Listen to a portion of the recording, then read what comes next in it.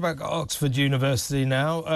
It is in search of a new Chancellor, very important job. And there were plans to vet all the candidates because some of the students and some of the people to do with Oxford University were fearful of a stitch-up that would end up with another white male politician getting the job. But they've now dropped that vetting process, so anyone can get the job, even horror of horrors, if it's a white, middle-aged, middle-class, heterosexual man. I mean, God, can you believe that? But I want to really talk about, I think, what they call inverse prejudice. So we're going to talk to a man who knows all about academia and what's going on there, author and sociologist Frank Furedi. Sorry to keep you, Frank. Thank you for joining us. Pleasure to talk to you. Let's talk about this. I mean, Oxford University was, the students there and the people who work there were demanding that all candidates for this important job should be vetted. And, of course, they wanted someone diverse. They wanted somebody inclusive.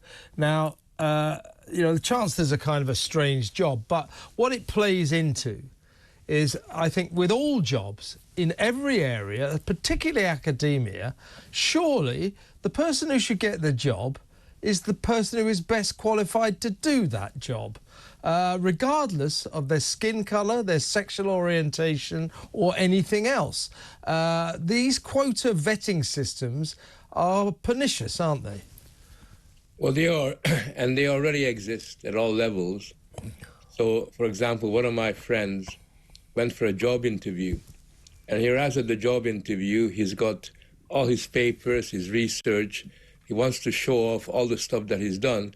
The first question they asked him is, we want to know what you're going to do to develop diversity in our department. So they're not interested in anything that he's done. He could be a complete idiot as far as research is concerned, as long as he promises to wave the rainbow flag and as long as he signs up to a particular political narrative.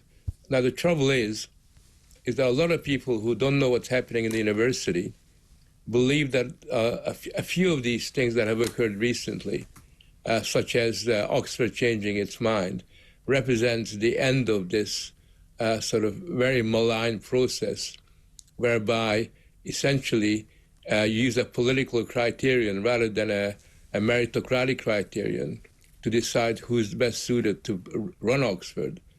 But I believe that this is not going to make the slightest bit of difference, because the people that are going to choose the candidate have got very clear views about the world.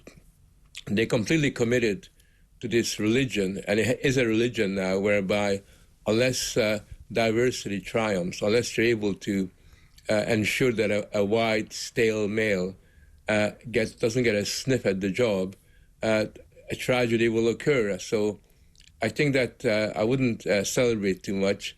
All that it indicates is that universities, at least some universities, have become a little bit sensitive about the fact that a lot of people resent this autocratic way of behavior and do not really buy into this diversity agenda which dominates higher education. And don't forget, across the Atlantic at Harvard, they went down the sort of diverse quota route and they appointed a woman of colour, Claudine Gay, who subsequently failed to denounce threats of violence towards Jewish students there.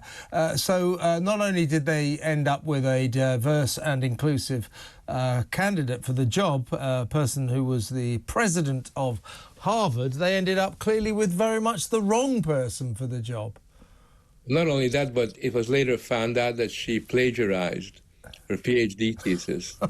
and basically, they've appointed somebody who had no academic accomplishment whatsoever, but she did tick the right kind of boxes for the diversity people. And Harvard is a very important institution. So if Harvard gets captured by somebody who essentially doesn't know their ass from their elbow, but is of the right sex, the right skin color, they're disabled, they're transgender, or whatever these new criteria are, that's what really counts. And that is a tragedy when it comes to a scientific institution. It's okay to have diversity when you run a shoe shop, it's not going to have a big impact on the rest of the world. But when it comes to a prestigious university like Oxford, you do have a lot of problems. Yeah, I mean, you're recently of academia. You're at Kent University. What is going on in academia? I mean, sure, as I said earlier, you know, if a diverse candidate is the right person for the job, the best person for the job, you know, a one-legged lesbian dwarf or something, yeah, great. But if she's not, the job should go to the person who's better qualified. If academia is not dealing in excellence, prioritising diversity and inclusivity over excellence, we're in trouble, aren't we? We're in big trouble already. My old university, but all the universities that I know, are going through this traumatic process whereby academic criteria is no longer that important. But essentially, it's the way you look, the way you behave, your politics, that really counts. And if somebody wants to get on with their research and they don't care about diversity, they just want to pursue the truth in accordance with their inclination, then they become ostracized. And I know so many people, friends of mine, both on the left, but even on the right, who have basically have come to the conclusion that the university, the classical university system, no longer exists. Not even in Oxford. You know, you have good academics, a small minority of committed individuals, but the regime, particularly the administration, is so much wedded to the culture of Stonewall, the culture of Black Lives Matter, the culture of transgenderism, the culture of Hamas, essentially, that they're not really interested in the quality of your intellectual work. Isn't this, to put it rather bluntly, going to turn us into a more stupid nation? Us, yeah, but fortunately, it's happening in other countries as well. So thank God for that. Equality across the globe. Well, okay, Frank. Let me rephrase the question. Isn't this going to turn humanity into a more stupid race? I think there's a risk of that. I think that there's a real danger that if this becomes even more entrenched, and if people become socialized into this way of thinking, and that's already happening, then what we end up is a situation where all these corrosive ideologies are going to spread out to the rest of society, because you now have a dumbed-down university, and that's systematically dumbing down, influencing public life, because you have to remember 50% of young people go to university. It's a mass institution now, and their impact on the rest of the world is disproportionately powerful. And in a sense, what they're doing is they're miseducating not just the students, not just the work that's being done in the universities, they're miseducating the rest of society.